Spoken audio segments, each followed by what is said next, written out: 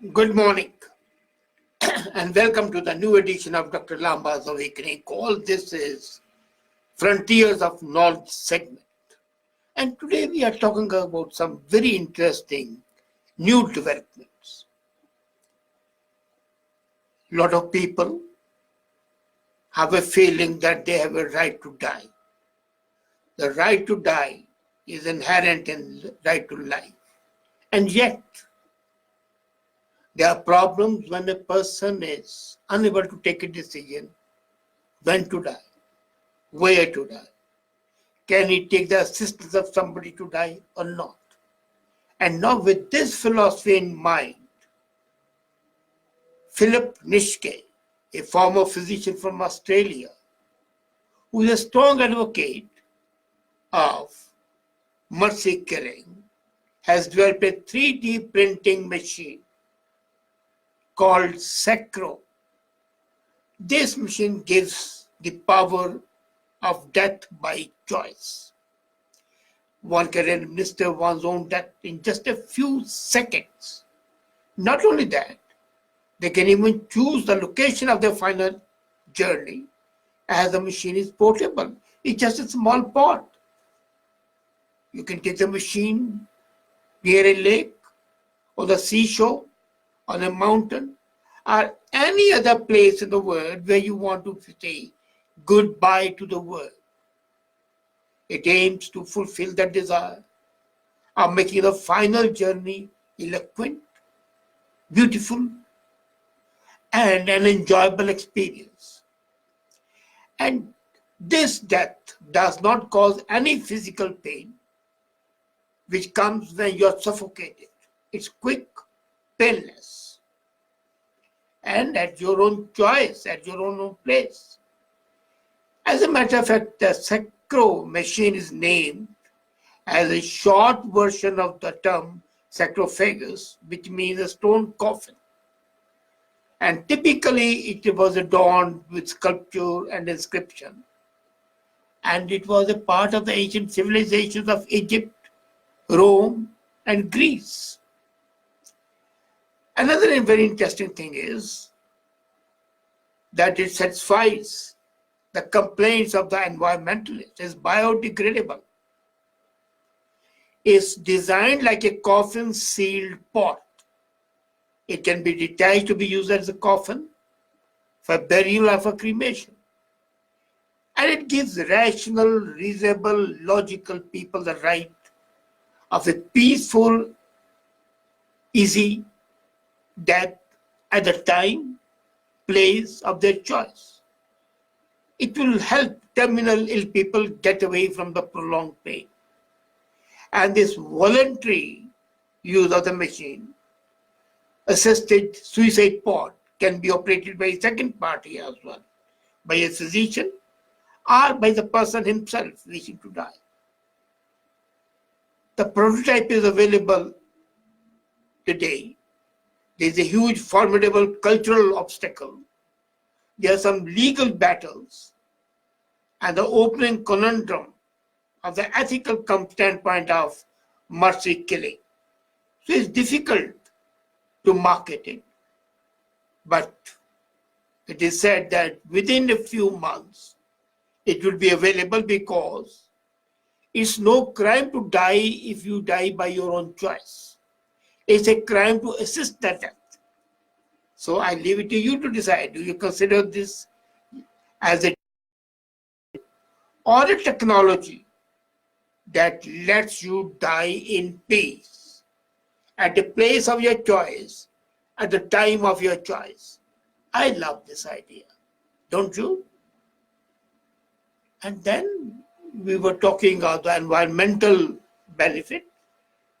The people in Rice University have developed an excellent machine which turns your trash into graphene, and it's done in the twinkle of an eye, just like a snap of finger.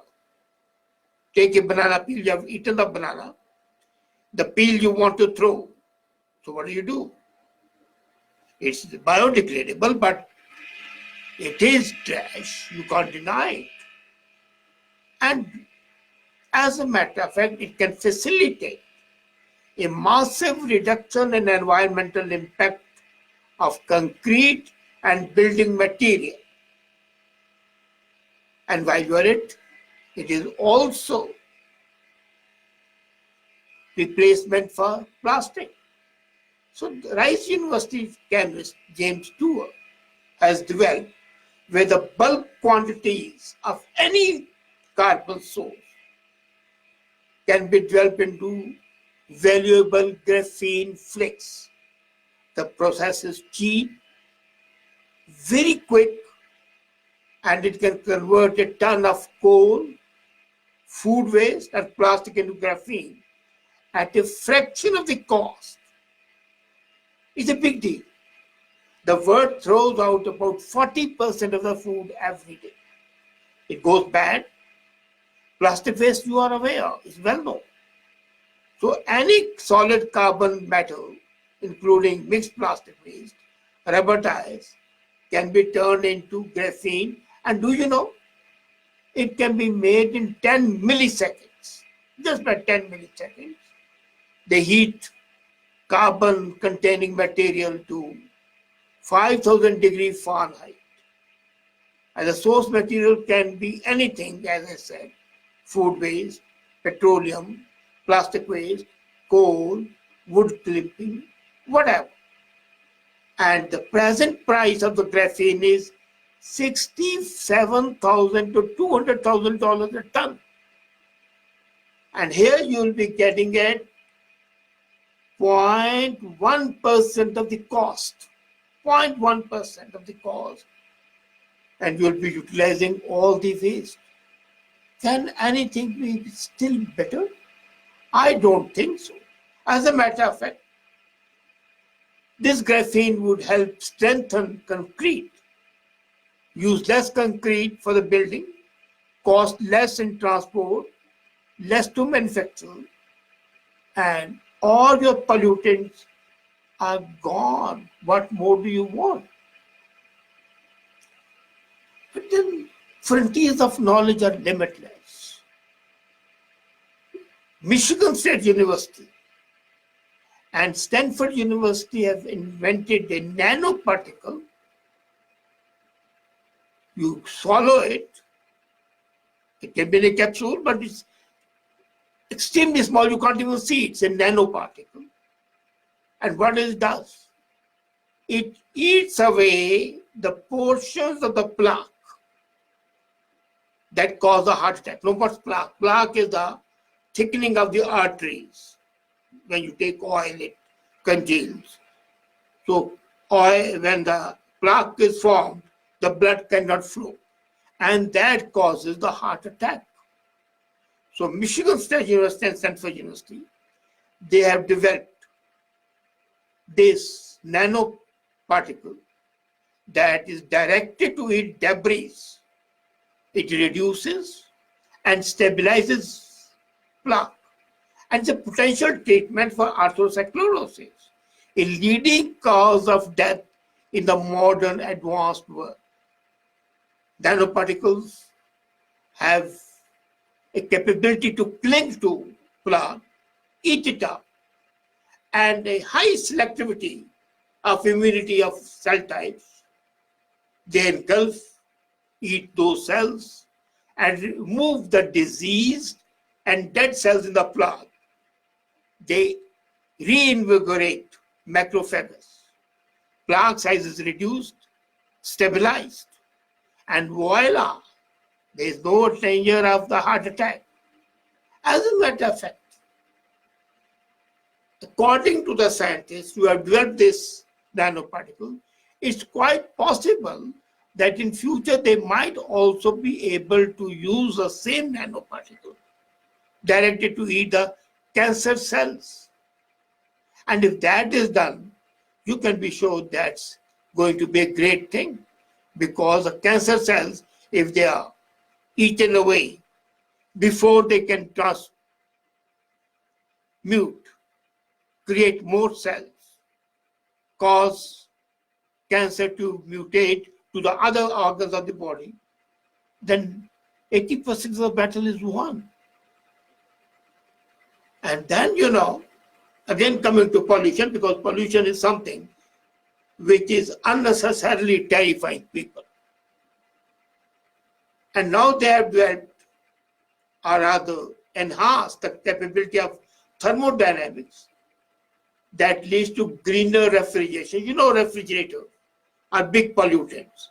The freon gas which comes out is a highly polluting force. So the environmentally friendly refrigerators are a necessary aspect of the modern life. The vapors in the refrigeration basically, because of the cooling off mechanism of vapor compression, they lead to greenhouse gases. So the researchers are mechanically twisting and releasing certain kinds of fibers. So certain fibers are twisted and released, and that can produces cooling. This is called twistocaloric cooling. So you twist it, release it, and the cooling takes place. And the twist fridges, which are going to come shortly. The labs are ready, the prototypes are ready, they have been produced in prototypes and they have been tested, about 100 of them have been tested. And the report in the Science magazine says that the area for cooling is very high, and the senior author at the Institute of Texas and University of Texas in Dallas, they said that the artificial muscles work on the same principle. So the twisting of the muscles and releasing them gives a cooling effect. Similarly, certain fibers can be made, twisted, and the result would be cooling. The twistocaloric cooling relies on the relationship between heat energy and entropy, and they become more disoriented over time. So drop a handful of matches on the floor, they are in a chaotic jumble. So neatness can be restored, and this would help a lot. This would help a lot. And now something very interesting. Do you know, majority of people eat rice, a lot of them.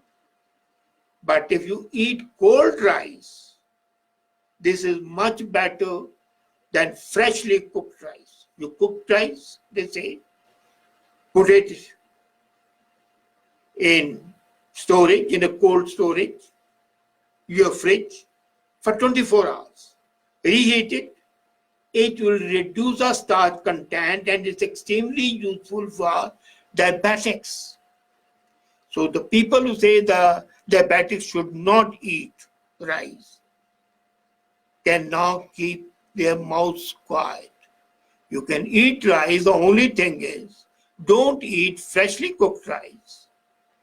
The resistant starch has a high insoluble fiber, which is there in rice which is cooked and stored at 2 to 4 degrees centigrade for 24 hours. And it affects two major hormone, glucagon, and that influences your appetite. So the resistant starch in the cold rice impacts the anti-diabetic and anti-obesity hormone, improves insulin sensitivity, and also reduces your belly fat.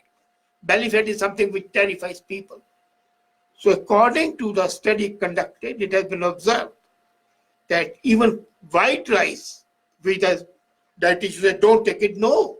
You can take cooked white rice, cooled for 24 hours, and it will reduce your blood sugar after the meals. Not only it will reduce it will reduce it appreciably, and the retrograded rice powder leads to improved blood cholesterol and gut health. So all those fears, remember, in the old days, people used to cook rice and leave it. That was a scientific reason for that. But then that became a tradition, then the people forgot the reason and just thought, no, why not eat fresh? So if you are a lover of rice, don't eat fresh rice. Cook it, store it, and eat it.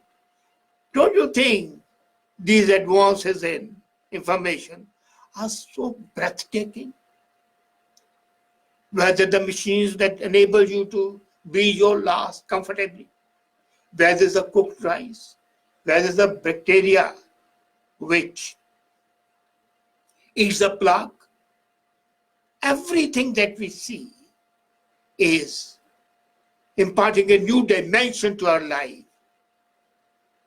reducing pollution, making life better and better. So more when we meet next week, same time. Thank you.